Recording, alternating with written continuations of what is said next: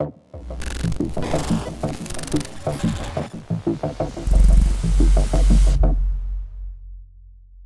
afternoon and good morning, everyone. It was very nice to meet everyone and very happy to have you all here today.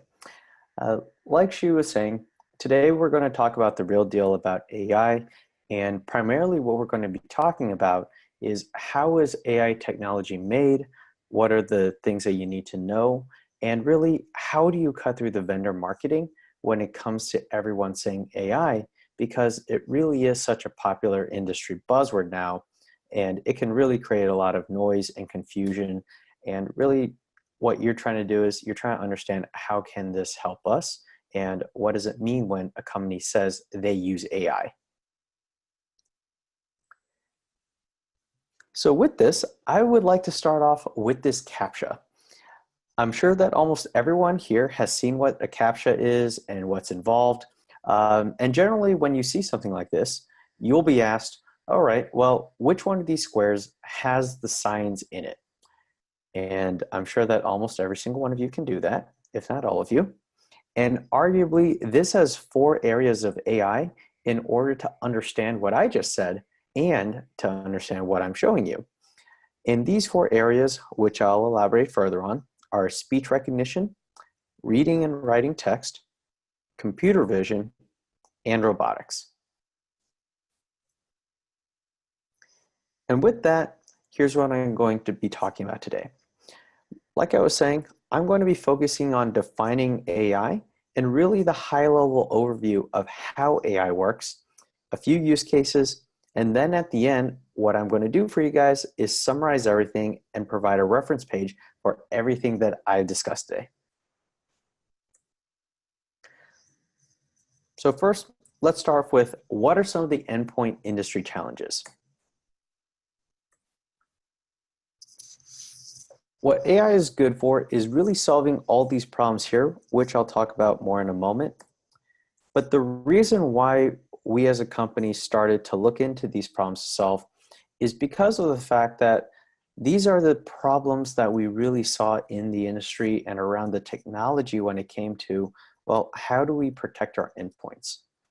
And the way that a lot of traditional antivirus systems or endpoint protection systems work is that they require a ton of on-premise infrastructure. They require constant updating because they do require things like signatures, or they also require threats to actually execute. So you need things like a sandbox or something to isolate those threats for you all. And what this also does is it generates a ton of noise. So rather than do all of these things that you see here that, again, might involve infrastructure, constant updates, whitelisting, we decided to really do none of those things. And this is why AI can solve those problems when it comes to things like zero-day malware, fileless attacks, management, scalability, because we're really looking to solve the way that the real world works.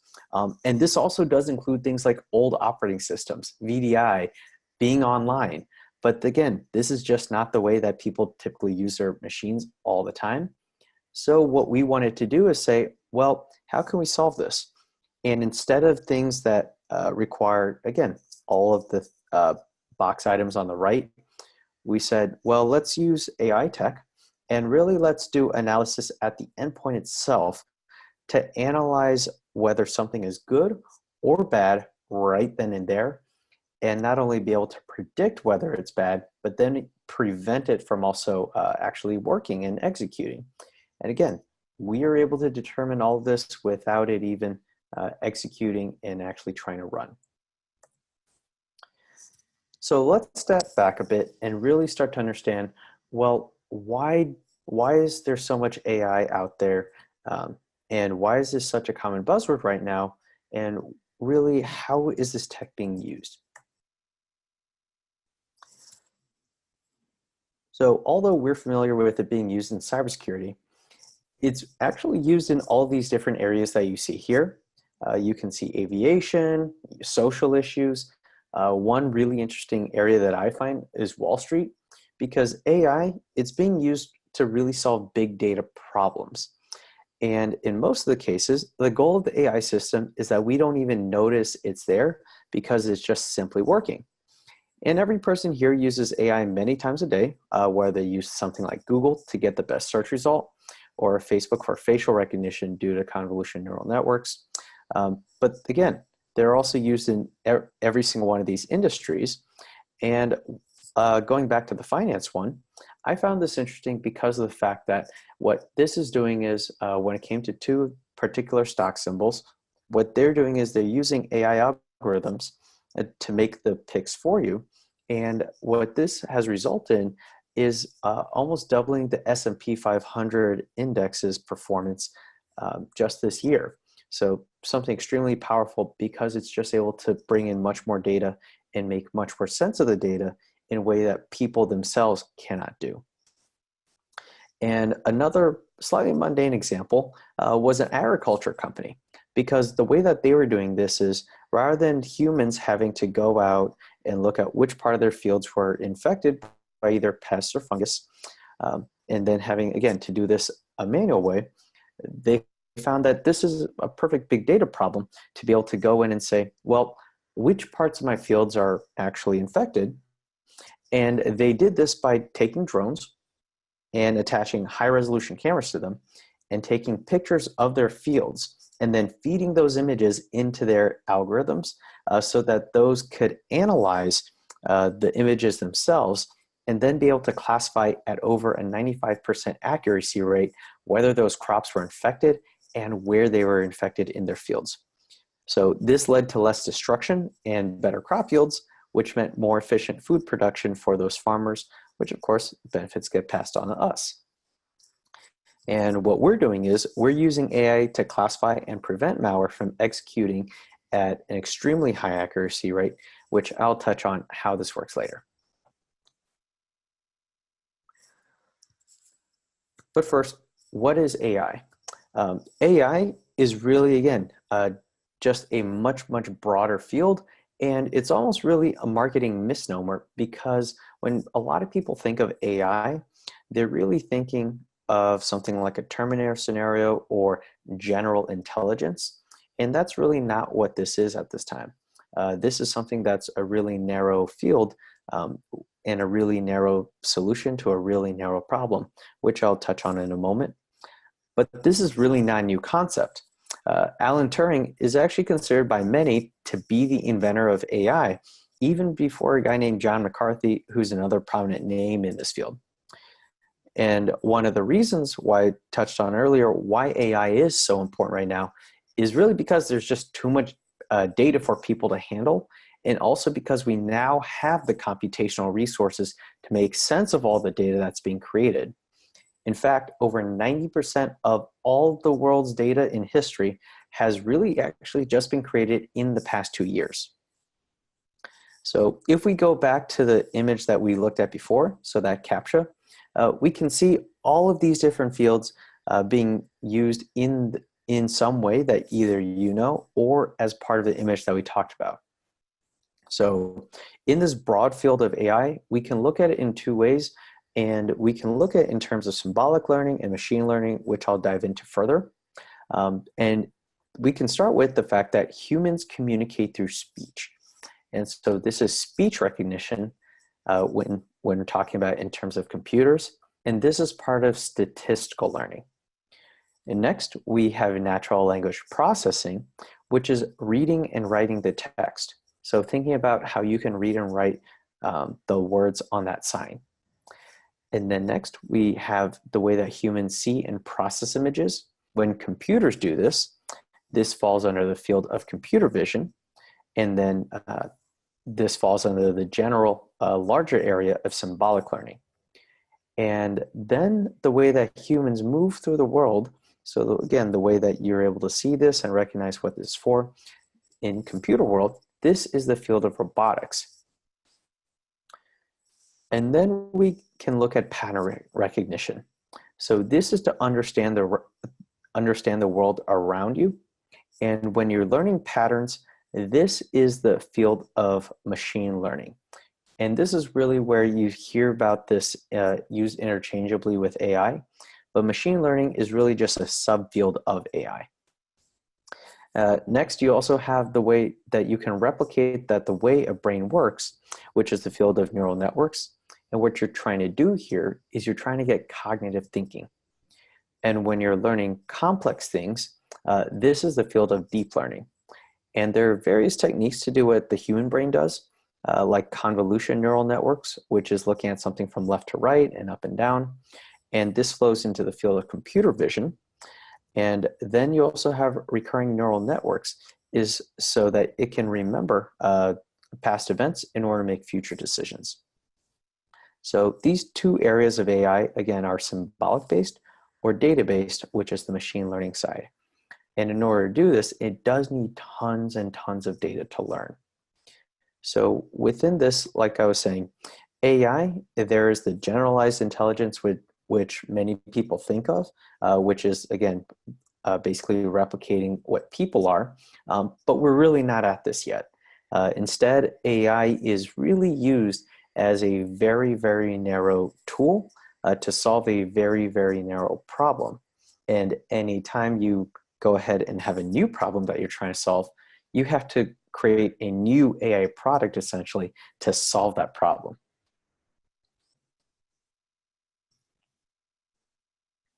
So how do you create this new AI product?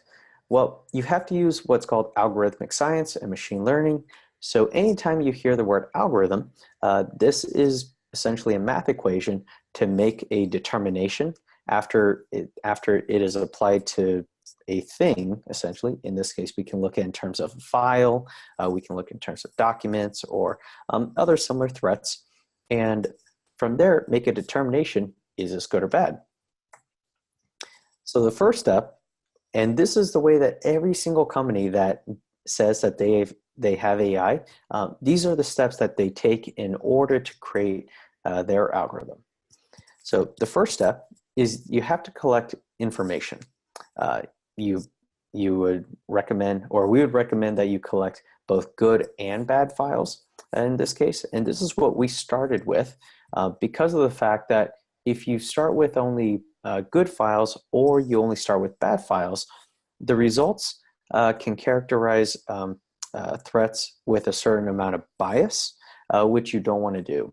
So this is akin to the way that people learn, but computer learning or machine learning is just like people, except just much bigger and faster. So when you collect things like good experiences, you'll probably tend to steer towards, all right, well, outcomes will probably turn out good. Or if you primarily have bad experiences, you may have bias towards situations turning out badly. Again, same way when it comes to doing this. So that's why we have to collect tons and tons of good data and bad data. And then the next step is that we're going to extract features from those files. And what this really is akin to is learning what are the underlying commonalities of all of these data points that we're looking at, so that we start to understand the information that we're being presented with. And from here, we're going to be able to see, well, what are the data patterns that humans can't recognize? And this is going to allow us to discern and ultimately classify, is this malware good or is this malware bad? And this includes zero-day files, because a zero-day will look bad whether it's zero-day or not, or a good file will look good whether it has seen it or not before.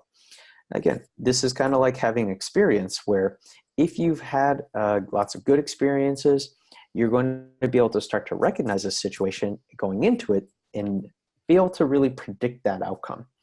Same with if you've had a lot of experiences that might be bad, you'll be able to go and say, all right, well, this is probably going to turn out bad because, you know, I've done this before. And then the next step is to train the models. And this is one of those interesting parts, because this is one of the hardest parts of the job. And because what you're trying to do here is you don't know necessarily what steps and what methods you are going to take in order to get the best model or the best outcome possible. And this is what's able to determine or distinguish, I should say, one company's product from another company's product, because of the fact that you have to go and iterate over and over, and again, train the model, or what ultimately results in the algorithm, to say, this is going to classify this much better than this other model. And you have to have people who really understand, all right, well, here's the various techniques that we can use. Here's what the data says. Here's how we can go back and iterate.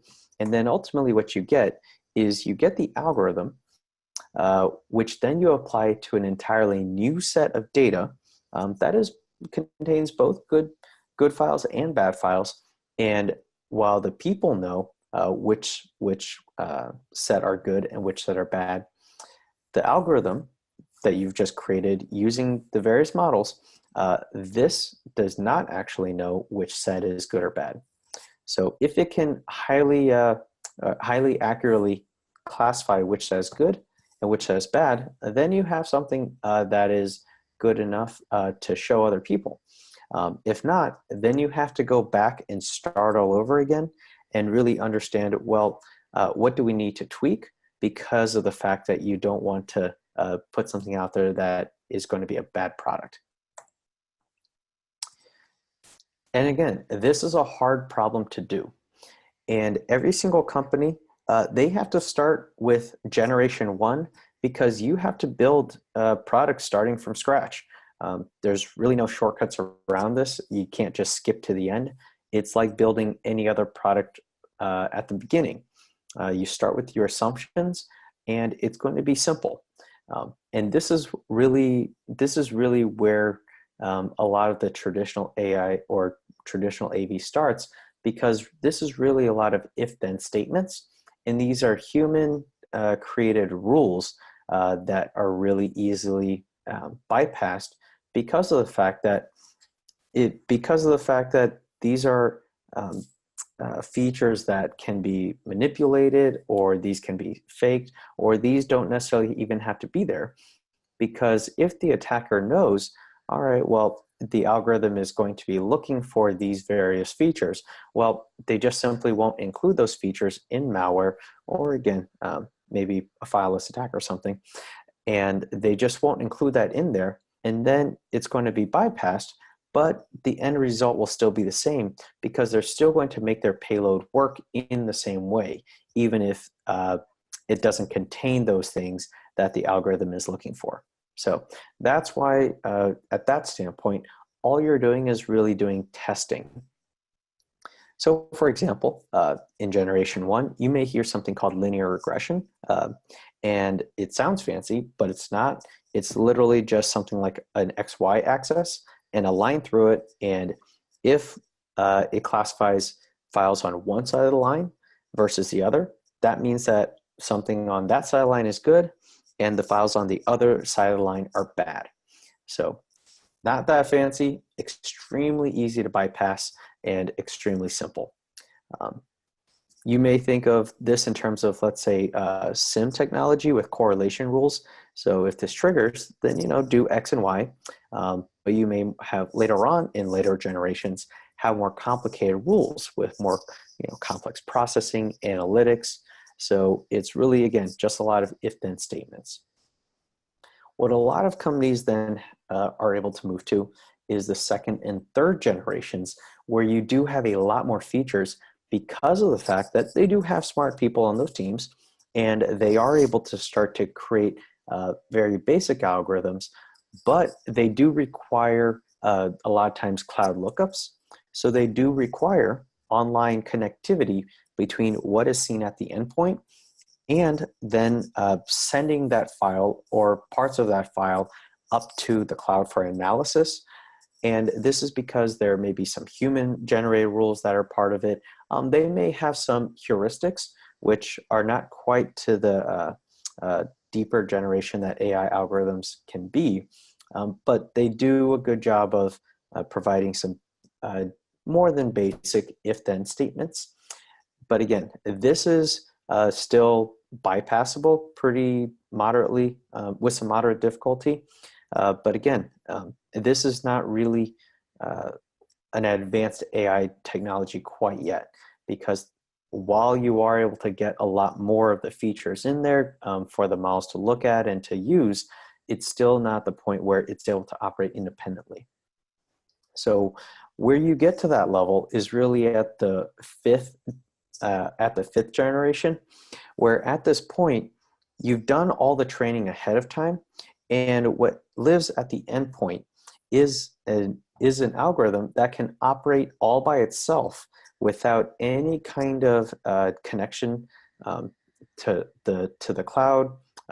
That's really just for a management purpose. And the only thing that you need to initially connect to the cloud for is from a policy configuration standpoint, so that once the algorithm at the endpoint sees a new file or an event that it's looking for that might be bad, once it sees that, it has the configured policy in place to take that actual next step. So this is really what differentiates a lot of competitors, which are really just at the third generation, from someone like Cylance, who's really at the fifth generation and just has had years of additional time to go ahead, create, and iterate, because this is a hard problem. So again, this is a solution that really has to be built from the ground up. You can't just add on parts onto the product and say that, hey, we are now AI because it sounds cool, because it's really just not how it works. There's also things, like I was mentioning before, where you need to understand the data and the results of the prototype building, because this is where you can lead to things like overfitting. And this is due to something called, well, let's explain that for a moment. When you do the overfitting, this is where you might catch too much, and this is where you'll hear of things like false positives. So you may have a radius from what you might remember in math, where you want to say, okay, well, let's expand essentially this fence a little bit more. But again, you might catch too much. But if you shrink it too much, then you'll let bad things go through. So this can be a difficult problem to solve. And this is why it's really important to have really smart data scientists on your team and multiple on your team, so that they can understand the data, they can work with each other, they can also debate and really be able to leverage each other's knowledge. And this is also one of those hard parts because, again, there are only so many data scientists in the world, and you also have to get the ones that are not only good, but also in computer science and can translate that knowledge into a product. Because data scientists, they're used in all of those industries that can benefit from understanding the data, which is all those industries that you saw in the previous slide. So why do companies choose our AI? They choose it because Cylance is really able to detect and prevent attacks really months before they are able to be seen in the wild. We do have over 3,400 active customers. We have prevented millions of threats. So again, we prevent them even before they're allowed to execute. And we look at a ton of features in those files. So it's not just a few hundred or even up to 1,000, which a lot of companies have, because that's all that people are able to understand. We allow our algorithms and really enable our algorithms and develop them to be able to understand that level. And this has really proven itself because we've been able to detect and prevent malware an average about 25 months before it is even found in the world. So from a quick demo perspective, what I'm going to show you here is some mutated malware that I'm just going to be dragging over to my desktop. And during that time, what I'm also going to do is I'm going to completely cut off its connection to the internet, so that this is going to be able to say, all right, well, I have zero connection. I have to make this determination all on my own without any cloud lookups, and also be able to do so without bogging down my resources. Again, things that a lot of times traditional malware has trouble with, because once you do have that full scan and update signatures, you do have to do that rescan. And that's just not something that we do, because from this point, we're really just watching for new files. And these would be those new files that are being brought onto the system now, and it's analyzing them and determining, are these good, are these bad? It determined all those were bad and quarantined every single one. But not only that, because of the fact that we are looking for why is it bad, we're going to show you in the console the reasons why. So you can see here the strings. We're also going to show human readable reasons why it's bad, and also where did it try and connect out to, and what type of data is it, and other information so that you can make that determination of, well, do I want to keep this? Do I want to safe list this? Same thing as whitelisting, or do I want to quarantine this? And then from here, what I can do is I can also see how did point A happen to point B, and this is all going to be reconstructed for me. So that's really great from the threat hunting standpoint, and have this done for me all automatically. So once I see that, okay, well, Cylance was able to stop this threat. This is great. Well, how did this actually happen?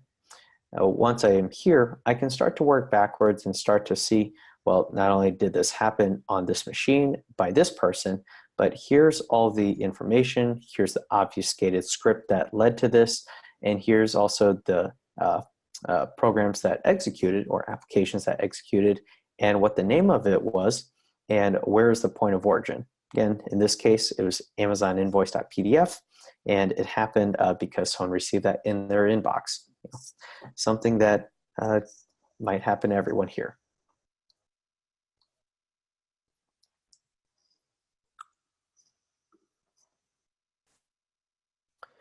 And finally, from a statistics perspective, cybersecurity is really here to support the business. We're here to help lower your company risk, and AI can significantly do this for you. And again, this is something that is especially important in this day and age, because we work with just so many other companies now. Almost every single company has third-party vendors that they work with, and a lot of things like mergers and acquisitions happen, just as an example. So this process not only requires something like financial due diligence, but also security and technical due diligence as well. And this is just one example, but in this case, there's a ton of times when companies, when one is trying to acquire the other, they will do this and find that there's just too high level a risk because of what they find. So this can lead to things like one company walking away from the deal altogether, or terms being renegotiated. So this has been found by Merger Market, which is a magazine and group that found that security issues were on par with financial and tax issues as one of the top 3 reasons why deals fail. So just one of the ways that AI can really help support your business, along with things like it's just always there, always available, and really going to help protect your business. And the industry has found that we have really proven ourselves in many ways and continue to do so. And that's really because we invest in our team. Like I was saying before, we have multiple data scientists. In fact, we have 17, 34 degrees between them, 10 PhDs. And Fortune has also recognized Cylance as a top 10 company in AI investment, along with these much larger companies such as Amazon, Google, and Facebook. And we've also developed quite a few patents as well in the fields of AI, security, and forensics. So with that, I'll leave time for questions, but I'll also leave you with the references and recommended reading if you want to dive deeper into AI.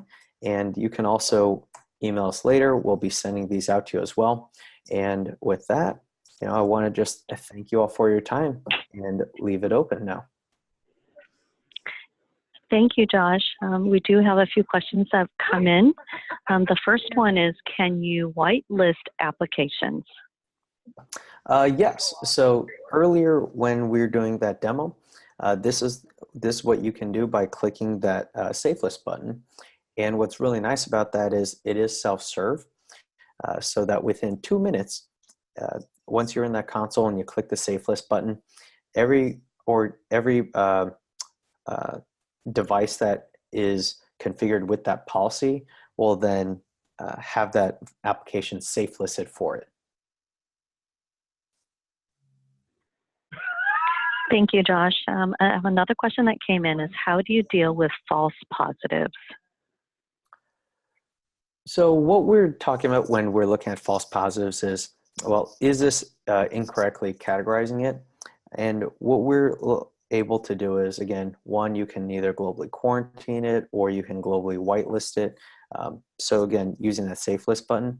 But what it's looking for are the attributes that it recognizes these files are good or this is bad. And this is where we'll also work with you to see, all right, well, what is the intent of this application? And again, at that point, there's that self-serve button to say, all right, well, I want to go ahead and safe list this application. Thank you, Josh. A question just came in. It says, can you share the recommended reading list on the screen? Yeah, absolutely. So one, either you can take a screenshot of this, or if you email me, um, or wait for us to send this out, I'll be happy to provide you with these links. Thank you, Josh. I still have a few more questions here. Is what's to stop other competitors from building the same thing? Well, this is where we were talking about before, where it really comes down to the team and architecture. It's really hard for an existing company that didn't start out with basically building this from scratch to go ahead and start building this in the same way. Because they'll have their own architecture, they'll have their own way of doing things. And that also, just from a company process standpoint, that means that they will have to divert resources from the way that they currently build it. Now, if you start as a new company, you would then have to go and basically, again, start from scratch. You'd have to build the right team, and you, again, have to have all those people that really understand it and be able to go and build that exact same thing and really come at it in that way. So it comes down to, again, people and the team whenever it comes to building a technology and building a product and building a company and being able to do it just as well. And again, also having those people that understand the problem and are able to successfully execute when it comes to understanding that problem as well. Thank you, Josh. Another one came in is, how often do you need to do updates? Well, because we're not signature based, you don't have to update it nearly as often as you would with a traditional product. What we're doing is, again, we're using algorithmic science. So from just a math model perspective, we have customers that haven't updated since 2015, and they're still able to stop attacks like WannaCry, because even though WannaCry came out recently, it still would have been bad 2 years ago. So we have customers, again, that just haven't updated because they can't, or they don't want to, or any various reasons. And then just from a regular agent perspective, there are software updates every few months to take care of things like bug fixes or have additional features on them. So from just an update perspective, our customers love it because they really don't have to do it that often. Thank you, Josh. The next question that's come up is, how long does it take to learn on your system? Well, with us, because we've done the learning ahead of time, and we did this in the cloud, and with our initial product, we really did all the learning for about 2 years prior. And what we're doing is we're pushing out that basically final algorithm onto the endpoint via our agent, and it's ready to go out of the box. All you need to do as the user is, or administrator, all you need to do is configure the policies that get applied to that agent and set of devices or groups of devices whenever it already sees, let's say, files or threats on those endpoints. So again, it's done all the learning ahead of time. It's really just up to you as the company to determine what do you want to do once you've seen something on the device. So that's one of those things that distinguishes us from other AI that you may have seen. Thank you, Josh. Another question's come up is this just heuristics? It is not just heuristics. Heuristics is more powerful than one or a couple if-then statements, but it really is a set of human-generated rules albeit a large set of them, whereas what we're doing is we're creating algorithms. And the difference is that algorithms, they are looking for things that people don't even know what to look for. And in the case that I was mentioning earlier, we're looking at over 1.4 million features of a file. There's features in there that we have no idea what they're for, what they mean, or how the algorithm knows to look for those. And this is really something that is just far more advanced than what a heuristic can do. And the last question that just came in is, does the AI just work in the cloud? No, so this is what we were mentioning before, where the AI, the algorithm itself, it can work offline because it's already on the endpoint in that agent.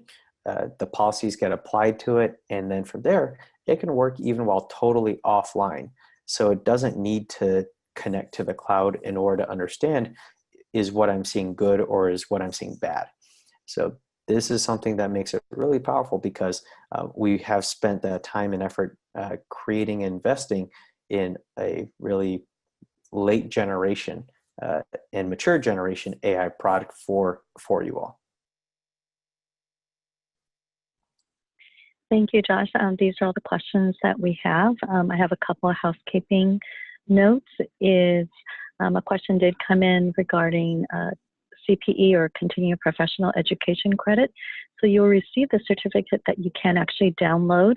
We will be sending out a thank you email that will include the certificate in addition to the recording. And last but not least is the recommended reading that Josh just shared. And to continue with October as a Cybersecurity Awareness Month, please also join us on Thursday, the 25th at 11 a.m. Pacific time, and the topic will be ICS Threat Management Solutions. And thank you so much, Josh, for being with us today, and we're looking forward to hearing from you in the future series of The Real Deal About AI. Thank you all. Thanks all.